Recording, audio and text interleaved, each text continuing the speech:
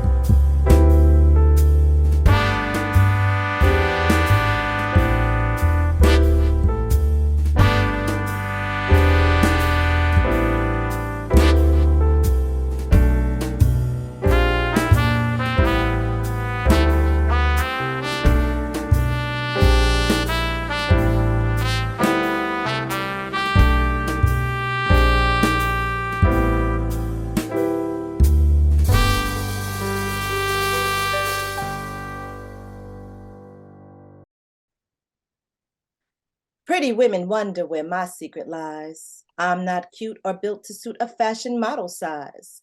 But when I start to tell them, they think I'm telling lies. I say it's in the reach of my arms, the span of my hips, the stride of my step, the curl of my lips. I'm a woman phenomenally. Phenomenal woman, that's me. I walk into a room just as cool as you please, and to a man the fellows stand or fall down on their knees. Then they swarm around me, a hive of honeybees. I say, it's the fire in my eyes and the flash of my teeth, the swing in my waist and the joy in my feet. I'm a woman phenomenally. Phenomenal woman, that's me. Men themselves have wondered what they see in me. They try so much, but they can't touch my inner mystery. When I try to show them, they say they still can't see. I say, it's in the arch of my back, the sun of my smile, the ride of my breast, the grace of my style. I'm a woman, phenomenally. Phenomenal woman, that's me. Now you understand just why my head's not bowed. I don't shout or jump about or have to talk real loud. When you see me passing, it ought to make you proud. I say It's in the click of my heels, the bend of my hair, the palm of my hand, the need for my care, 'cause I'm a woman phenomenally. Phenomenal woman, that's me.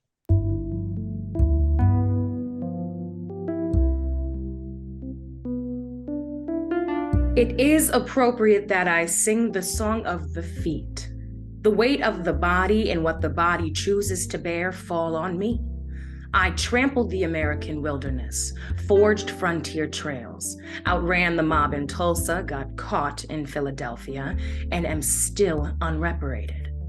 I soldiered on in Korea, jungled through Vietnam, sweated out Desert Storm, caved my way through Afghanistan, tunneled the World Trade Center, and on the worst day of my life, walked behind JFK, shouldered MLK, stood embracing Sister Betty. I wiggle my toes in the sands of time, trusting the touch that controls my motion, basking in the warmth of the embrace days and offers with warm, salty water. It is appropriate that I sing the song of the feet. I am a Black woman.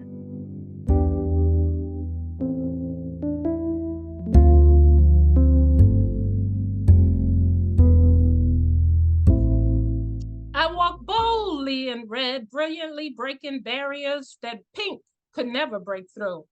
Fire red blazing through life, leaving my mark, a trail of smothering ashes. As red, I am not defined as only hot, but boldly leading the grays and greens to step out and claim their space, as seen in my multi-visions, seeing them strive. On my slow days, I see in black and white instead of poppy and mandarin red. I sit back and let the other colors practice having qualities of brilliant red. I lead others, calling from the rhythm of blues, adding razzle and dazzle of jazz. I lead transforming a rhapsody of emergent notes and tones. I am jazz, blues. Red lights in the basement, surrounded by calm, and only my thoughts burning like a flickering fireplace. I am the groove of the space between the notes, sipping champagne and with a strawberry on the side. I move to the spirit of Billie Holiday, the grace of Nancy Wilson, leading the way, redefining rules like Nina Simone. I paint the blank spaces of life in red on demand to awaken and be bold in all of life's actions, lead in a monochromatic fashion. Like brilliant red, make your subtle impact to stand out. All colors blend to make each other. I am primary red.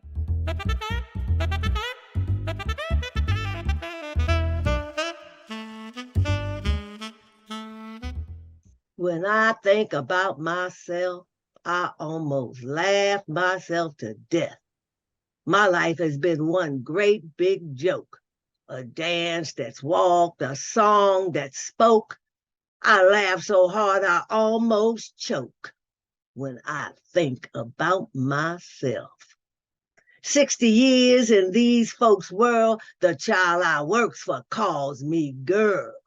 I say, yes, ma'am, for working's sake. Too proud to bend, too poor to break. I laugh until my stomach ache when I think about myself. My folks can make me split my side. I laugh so hard I nearly died. The tales they tell sound just like lying. They grow the fruit but eat the grind. I laugh until I start to crying when I think about my folks.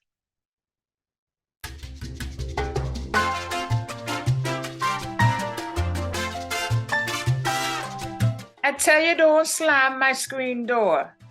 Eat what in front of you now before you ask for more. Nothing to drink until you do. Sometimes it was Kool-Aid. orange, red, or blue. Mama, everyone called her. Children, their parents, neighbors, friends, newly arrived from the island trying to see their way through, all found their way to the magic of her make-dos that always had leftovers. That wooden spoon, a divining rod in her hands, turned a little into enough for all who came through, from side door to the yard and back that had a huge weeping willow tree that stood sentinel over many ice cream cake birthday parties, or through the front door like company, past a hedge of hydrangea Brother Carl liked to call blue balls. When Mama was in the kitchen, you were home and never alone. It was all the love she put in it, the room where she shone that light that could set it all right again, no matter the source of the pain. Mama's kitchen was the healing ward, the comfort zone, a place where even plastic-covered chairs that stuck to you in summer could peel away heavy cares. Her grand she'd call to her hip, or me, her youngest, after a long list of names. Hey, child, I know you know it's you I talking to. Come, let me make the callaloo. Where the swizzle stick? Pour some coconut milk. We don't want it too thick. Wouldn't dare suck your teeth or give any lip when it was your turn to do dishes, cook and learn. Snap quick, that wooden spoon would turn correcting stick, and in the flash of an eye, draw a whelp on your soft behind if your head too hard. You want something to cry for? Many adages and superstition, my life's fodder, I remember she said. She? Who you calling she? The cat's mother? Wish I'd paid more attention to which plants were for medicine and which were for tea, like stinging nettle, dandelion, bitty melon, and cerasee. Mama's kitchen was my life's learning tree. As she stirred or stewed, nuggets fell from her lips, blessing those near with quips of how-tos, what to mind, and who. Mama's laugh lines on face and hands were a roadmap of commands to live a well-seasoned life. Daily I strive to make her proud, even now.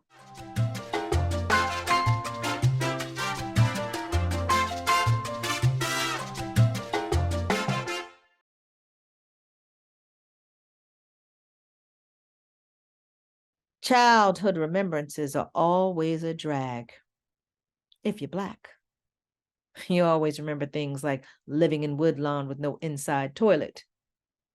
And if you become famous or something, they never talk about how happy you were to have your mother all to yourself and how good the water felt when you got your bath from one of those big tubs that folk in Chicago barbecue in. And somehow, when you talk about home, it never gets across how much you understood their feelings as the whole family attended meetings about Hollydale. And even though you remember, your biographers never understand. Father's pain as he sells his stock and another dream goes. And though you're poor, it isn't poverty that concerns you. And though they fought a lot, it isn't your father's drinking that makes any difference, but only that everybody is together and you and your sister have happy birthdays and very good Christmases. And I really hope no white person ever has cause to write about me, because they never understand. Black love is Black wealth. And they'll probably talk about my hard childhood and never understand that all the while, I was quite happy.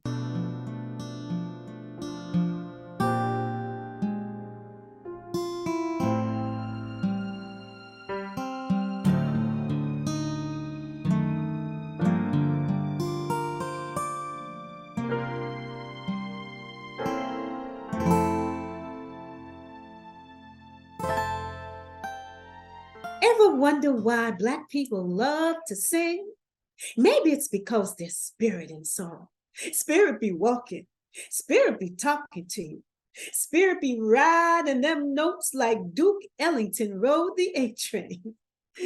When we were severed from that celestial chorus, baby, I swam them natal waters and I climbed down in the silver cord into song.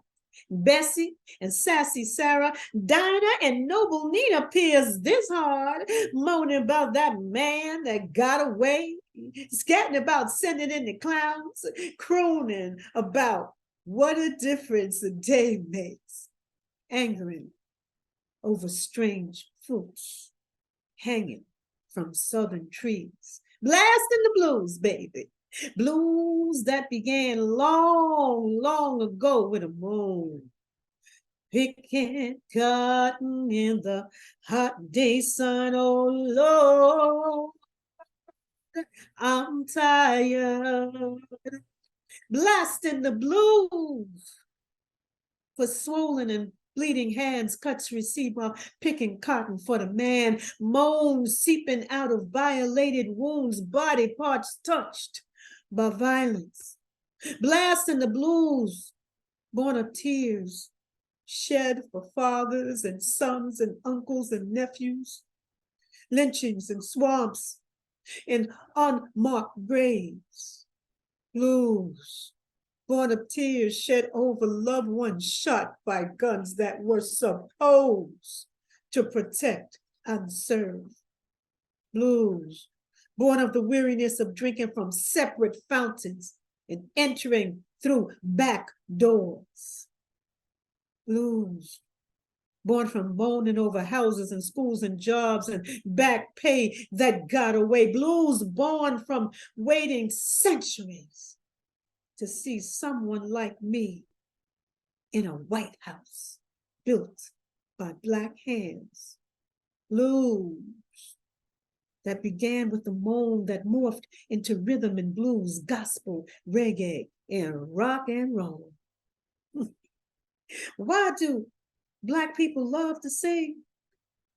Maybe we had no other choice. Maybe the music had no other choice but to ride the waves in the bodies of slaves to keep us strong and whole until the music could unfold the purpose of our souls planted in us by God. We got soul, everybody know that it's all right. Whoa, it's all right. Sometimes we be born with veils, and we sisters see things before it happens. Hear it before the sound can form the vibration. We be clairvoyant, and more than that, we be seers and prophets, diviners, sent by God to make this here world just a little finer. That's why we sisters have to open our eyes to see spirit, hear spirit, feel spirit, know spirit. Before there was earth, there was spirit, and spirit is coming to teach. So we best bow down to the spirit. Why do Black people love to sing? To honor God, to heal our wounds, because a song is a prayer, and a prayer is a song, and that's what keeps us keeping on. Why do we love to sing? Because we are the people of soul, and we must remember who we are, lest we forget we spirit and ceased to be.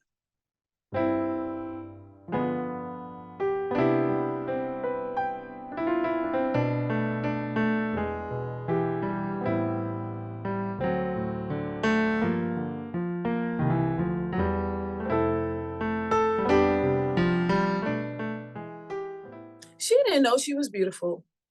Though her smiles were dawn, her voice was bells, and her skin deep velvet night. She didn't know she was beautiful. Although her deeds, kind, generous, unobtrusive, gave hope to some and hope to others, inspiration to us all. And beauty is as beauty does, they say. Then one day there blossomed a crown upon her head, bushy, bouffant, real afro down, Queen Nefertiti again. And now her regal woolly crown declares, I know I'm Black and beautiful.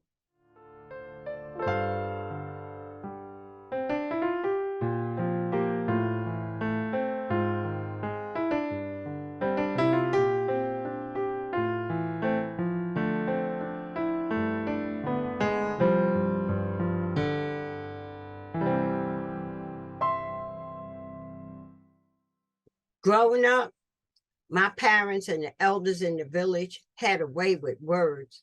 They would say things like, girl, I will slap you into next week. Mind your manners. Girls should be seen and not heard. You need to learn how to stay in your place. Girl, you were born to do great things. Well, I'm a big girl now with manners that are unique. I got words to deliver with expressions that come with a funky beat.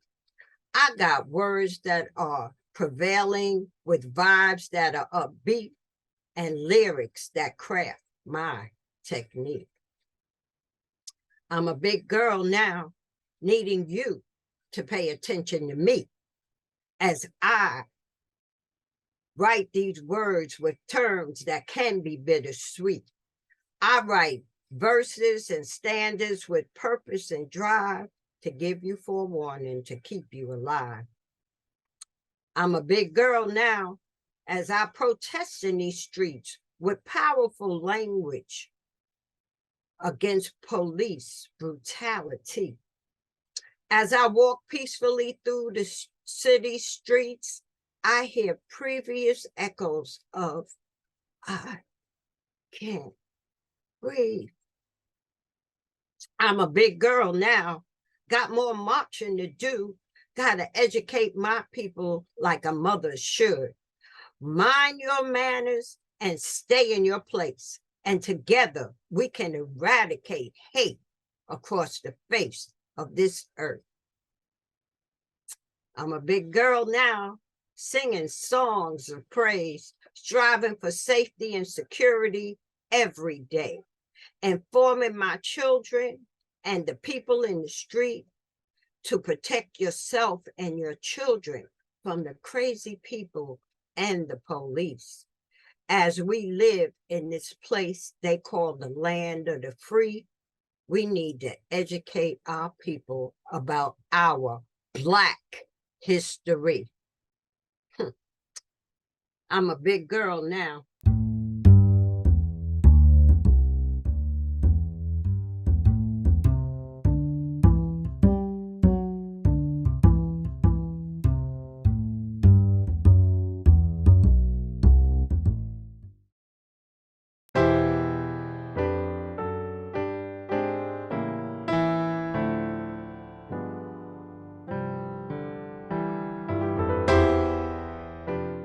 Edmonia Lewis, aka Wildfire, was born in upstate New York to Native American and African parents. She and her brother Samuel, aka Sunshine, were raised by maternal aunts selling their Native American crafts to tourists visiting the Niagara Falls, Toronto, and Buffalo areas. By age 15, Wildfire changed her name to Mary Edmonia Lewis, and she enrolled in a prep school in Ohio, which prepared her to attend the prestigious Oberlin College, a college committed to enrolling students without respect to their race. However, the racial discrimination experienced by Edmonia Lewis and her 30+ other fellow students of color did not support the reality of the institution's commitment. While at Oberlin College, Edmonia Lewis had been wrongfully accused of poisoning 2 of her white classmates. The classmates were examined, and it was determined that a substance had been found in their system. Edmonia Lewis was put on trial and was represented by the then first African-American lawyer in Ohio, John Mercer Langston, the great uncle of Langston Hughes.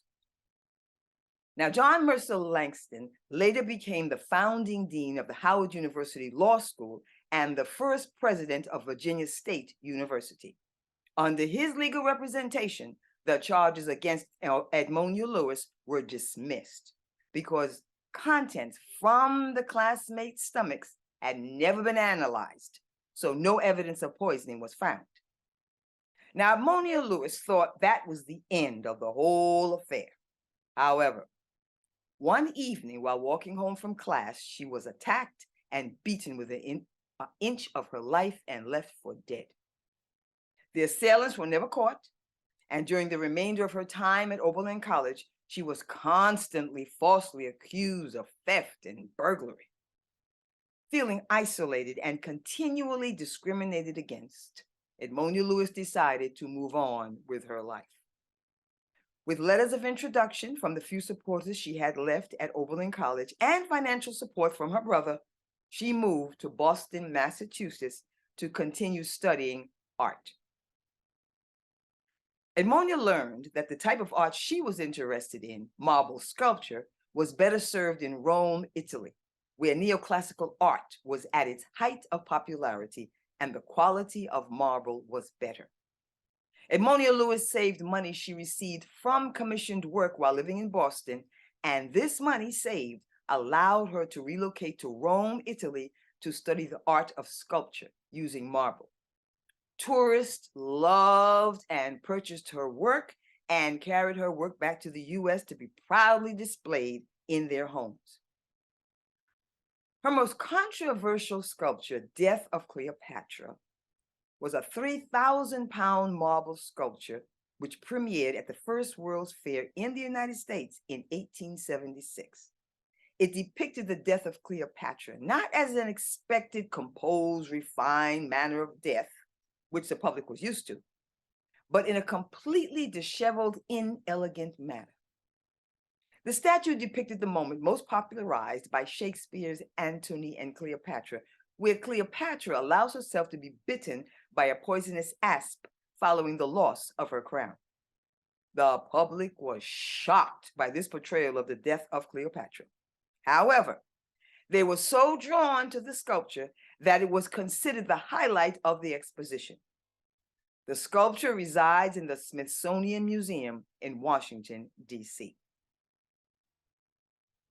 In the late 1880s, the racial tones in Italy changed. And once again, remembering her time at Oberlin College prompted Edmonia Lewis to move on with her life. She moved to Paris, France in 1893, and later to London, England in 1901, where she passed away in 1907. Honored as the first African-American, Native American female sculptor to achieve national and international prominence, the U.S. Postal Service unveiled the Edmonia Lewis stamp as its 45th honoree on January 26, 2022.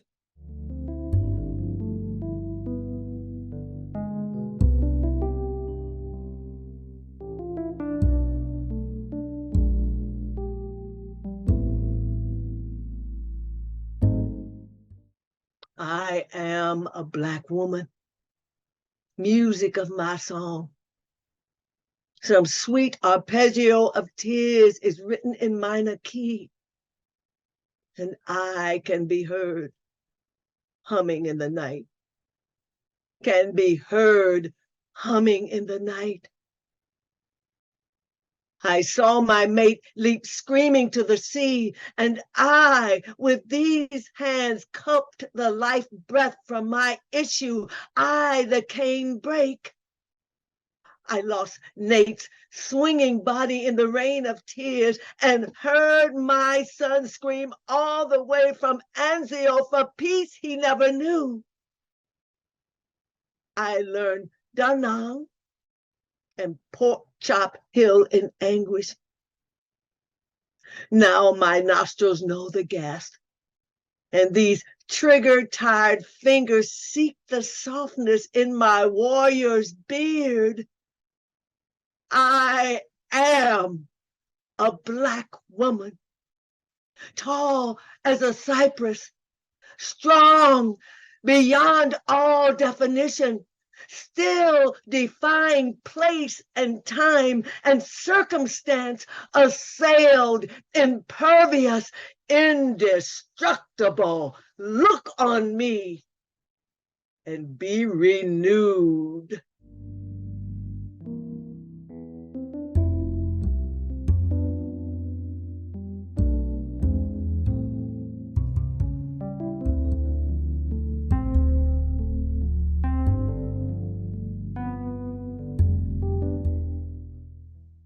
One thing about me, I'm little and low. I find me a man wherever I go. They call me string bean because I'm so tall. Men see me, they ready to fall. I'm fat as butter and sweet as cake. Men start to tremble every time I shake. I'm young as morning and fresh as dew. Everybody loves me, and so do you. I'm little and lean, sweet to the bone. They like to pick me up and carry me home. When I passed 40, I dropped pretense. Because men like women who got some sense. 55 is perfect. So is 59. Because every man needs to rest sometimes.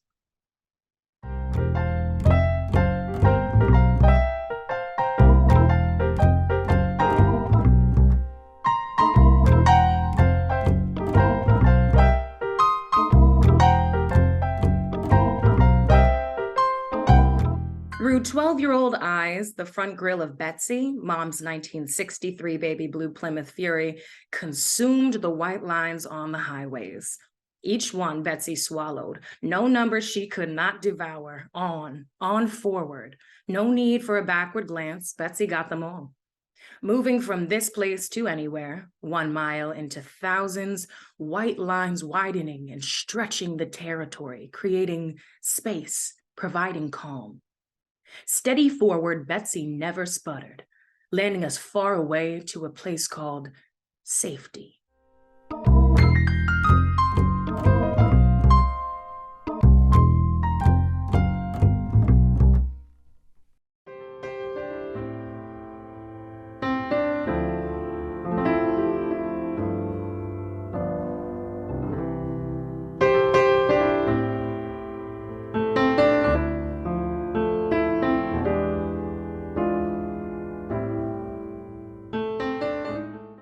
In my Missouri, I had known a mean man, a hard man, a cold man. Gutting me and killing me was an ice man, a tough man, a man. So I thought I'd never meet a sweet man, a kind man, a true man, one who in darkness you can feel secure man, a sure man, a man. But Jackson, Mississippi has some fine men, some strong men, some Black men. Walking like an army were the sweet men, the brown men, the men. In Oberlin, Ohio, there were nice men, just men, and fair men. Reaching out and healing were the warm men, were good men, the men. Now I know that there are good and bad men, some true men, some tough men. Women, keep on searching for your own man, the best man, for you, man, the man.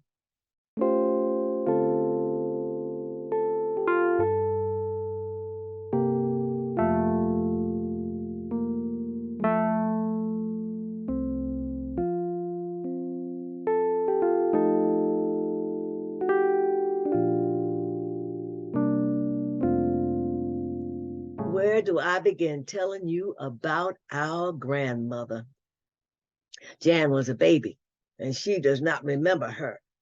But I have had the pleasure of telling her about her mother's mother, who was an amazing woman who held her family together during the hard days of the Depression the very racist community of Crystal Springs, and the raising of a family who lived somewhat better than most of the other Blacks in this small community. Her official name was Emma Ford Graham. She was born in 1870 in New Orleans, Louisiana, and was raised by her grandparents, Mr. and Mrs. Henry Ford, in Crystal Springs, Mississippi. Mama Emma was named after her mother, who lived in New Orleans and had the habit of having babies and bringing them home for her parents to rear. Mama Emma was the second of 3 children that were brought to Crystal Springs by their mother. She never knew her mother because she never visited her children after dropping them off. Mr. Henry Ford was a pastor and regarded as a leader in his community. So Emma had to live up to the strict expectations that the community required. She grew up with the qualities that she would pass on to her daughters and sons. She had the last word about everything that involved her family, and sometimes that final word was not enjoyed by everyone. She married Richard Graham, Daddy Dick, at age 16, and they became parents to 8 children.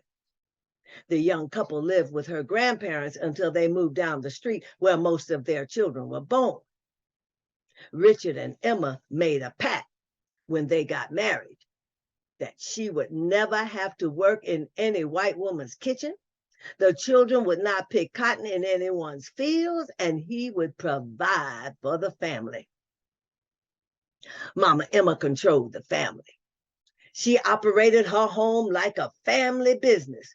Everyone had specific tasks, and no one questioned their roles. While Daddy Dick worked to open and own his own shoe shine business, the boys had to care for the cows, pigs, and raise the corn and various other vegetables, which were raised and sold by Mama Emma. She raised chickens, which laid eggs, and provided tasty Sunday dinners on special occasions. My grandfather did not raise pigs. He would be paid by the neighbors to shoot the huge hogs in the head and split their throats so that they could bleed out. He was paid with a huge amount of meat, which was smoked in the smokehouse, which was built and controlled by Mama Emma. Daddy Dick did not interfere with the rules that Mama Emma established for their children. There were several incidents which reflected Mama Emma's no-nonsense approach to love and romance.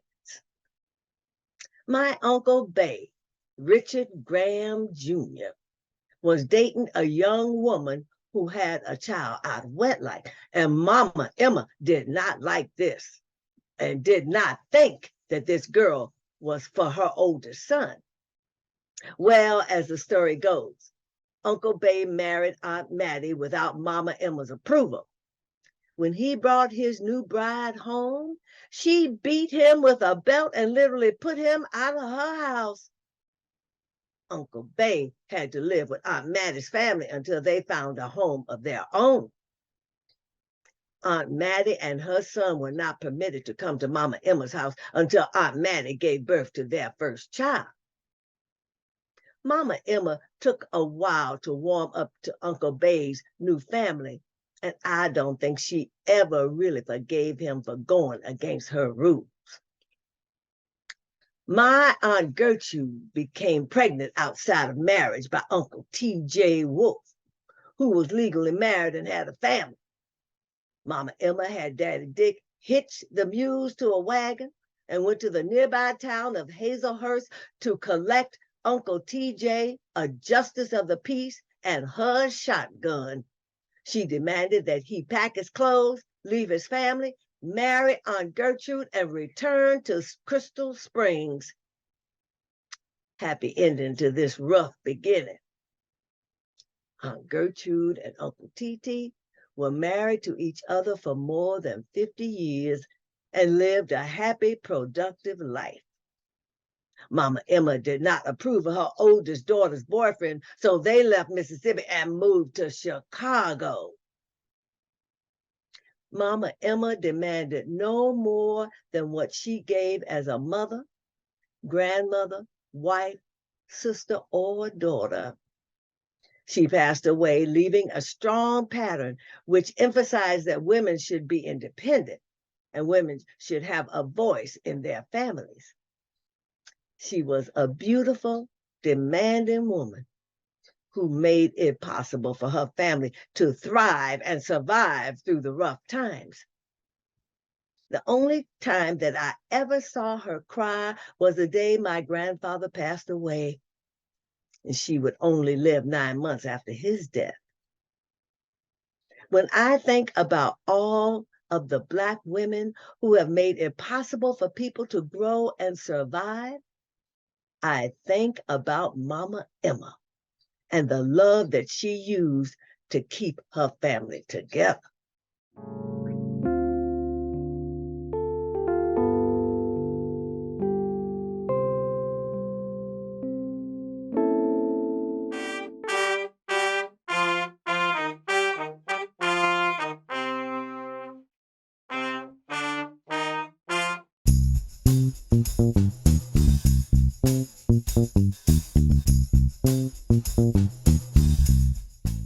At a party, in the back, in the basement, past the coats, in the dark, near the dryer, at my best friend's mother, girlfriend, brother's nephew, new wife's cousin's husband, play sister's house, on the riff and ride of an old school jam, me and Angel measured the sweetest distance between 2 points.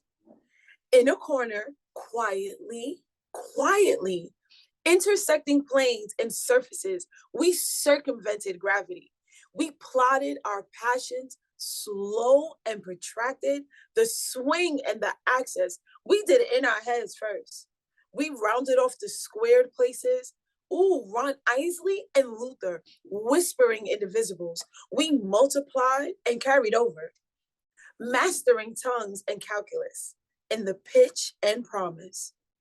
We shifted galaxies and conjugated, charting heaven in each rotation, raising choruses and congregations. We gave flesh and blood to rhythm and time. Caught up in the riff and ride, we raised dynasties and nixed factions. We danced with thunder, we ran with scissors. We anchored the intangible and chased the infinite inside.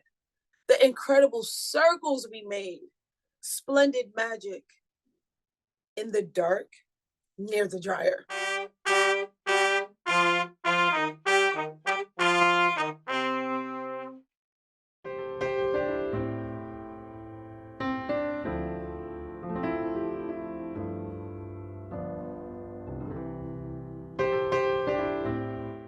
Moving back to St. Louis, love, home, that feeling everything will be warm.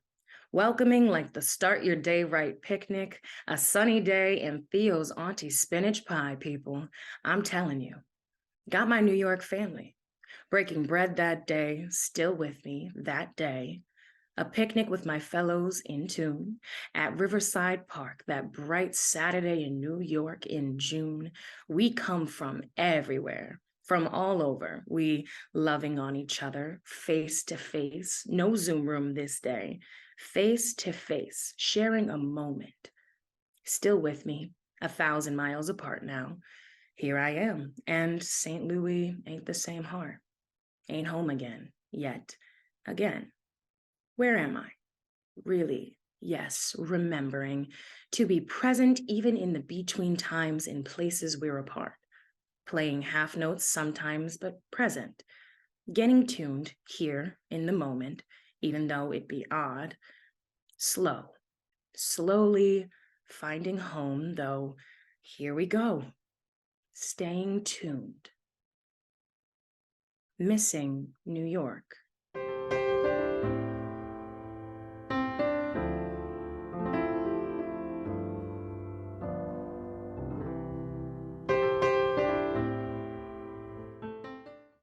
Majestic in her stature, within the elegance of her presence are the hidden reserves of disciplined determination, wrought of iron distilled at the trough of greed and the never-ending obsession that less than is enough for you.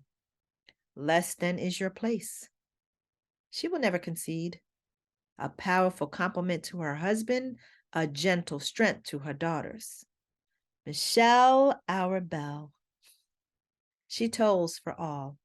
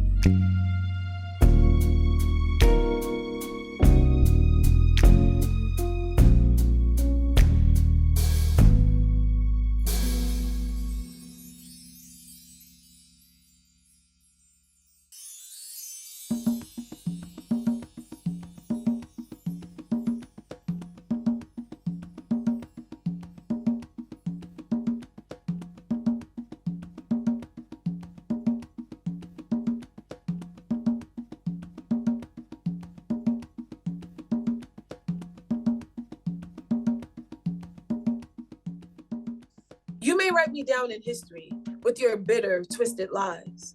You may trod me in the very dirt, but still like dust, I'll rise. Does my sassiness upset you? Why are you beset with gloom? 'Cause I walk like I've got oil wells pumping in my living room? Just like the moons and like suns, with the certainty of tides, just like hopes springing high, still I'll rise. Did you want to see me broken? Bowed head and lowered eyes, shoulders falling down like teardrops weakened by my soulful cries. Does my haughtiness offend you? Don't you take it awful hard, 'cause I laugh like I've got gold mines digging in my own backyard. You may shoot me with your words. You may cut me with your eyes. You may kill me with your hatefulness, but still, like air, I'll rise. Does my sexiness upset you? Does it come as a surprise that I dance like I've got diamonds at the meeting of my thighs? Out of the huts of history's shame, I rise. Up from a past that's rooted in pain, I rise. I'm a black ocean, leaping and wide, welling and swelling, I bear in the tide. Leaving behind nights of terror and fear, I rise. Into a daybreak that's wondrously clear, I rise. Bringing the gifts that my ancestors gave, I am the dream and the hope of the slave. I rise, I rise, I rise. Hello, my name is Crystal Campbell. I am an actress and stage manager. What I would love the next generation of women to know is that it is okay to embrace your masculinity and femininity. You are okay. Work hard at it. It will help you ride the waves and currents of life. Be kind, respect yourself, respect others, even those that think differently than you do. My name is Ingrid Moore. I wrote the piece 14541 in dedication to my mother, which serendipitously happens that the anniversary of her passing is this month, March 22nd, Women's History Month. And of all the women who have influenced and poured into my life the most, it's my mama. We were asked what we would like the next generation of women to know. I think the most important for me would be to not deny yourself love, your own love. And that love should be the foundation of everything that you do, as God is love. Hi, my name is Laura Bowman, and the piece I wrote was Spirit of the Blues.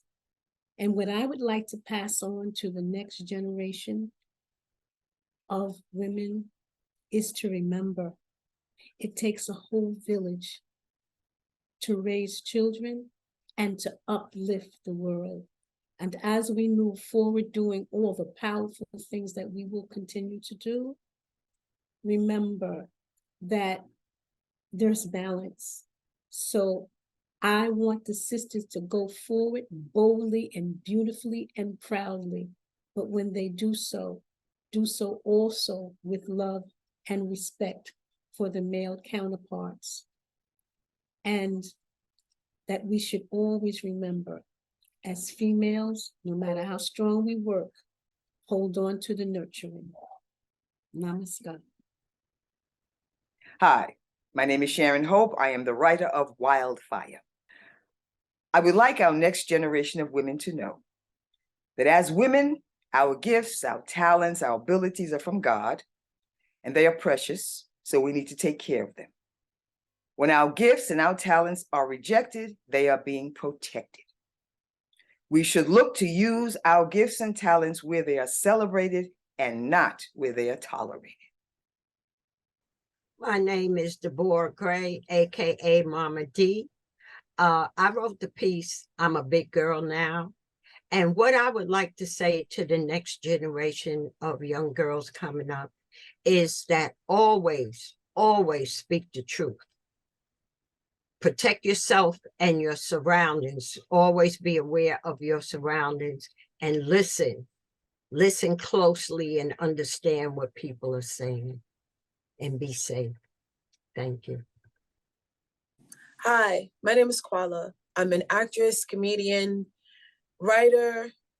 How about I'm just a woman? And my message to you is be authentically yourself. Be weird. Be silly. Be you. Love your hair, love your skin, love everything about you. Because the things that make you you are the things that's going to make you great in this world. You are beautiful. Okay, girl. Hi, I am Catriona Yvonne, and my piece, Walking Boldly in Red. I wrote this piece because my mother passed and she loved red. And ever since then, it's been an inspiration for me to continue to walk boldly in life, to lead the way, to finish what she couldn't do.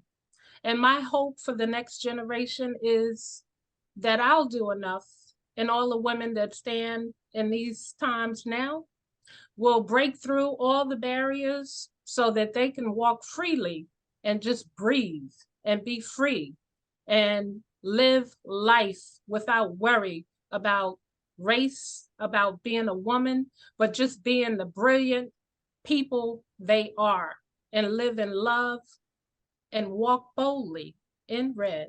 That is my hope. Thank you. Hi, my name is Michelle, and I am an actor, inspirer, content creator, artist, and tech producer for this show. I mean, basically, I wear a lot of hats, but I'm super grateful for Miss Janet and the AGM Theater Company for having me and allowing me to be in this space with all of you. One of the things that I would love to leave as my legacy of words to the next generation of young women coming up is that you know that you have the freedom, the talent, and the choice to be whatever and whomever you choose to be. Be bold and unapologetic in your moves. Let no weeds grow under your feet. Be a life learner. Learn everything, absorbing all the knowledge you can that will help you grow so you can then fly high in the sky, soaring every possibility, knowing that you are excellent, magnificent, wonderfully, and divinely made. Hello, my name is Janet Mitchell, and I am the Artistic Director of AGM Theater Company.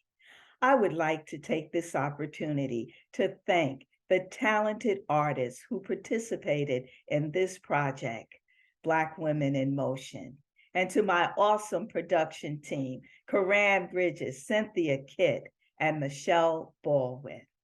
And to you, our audience, Thank you for your continued support. I would like for the next generation of women to know never allow anyone to set limits on your goals. Stay strong, stay focused, stay kind, loving, and generous, and good things will always come your way.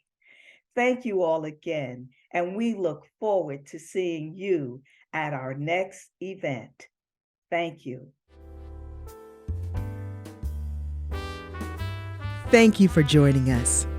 To discover more about AGM Theater Company, our mission and objectives, please visit our website at agmtheatercompany.org. There you can read about the writers and artists of this presentation, as well as make a donation and/or purchase one of our souvenir t-shirts. Thank you again, and we look forward to seeing you at our next event.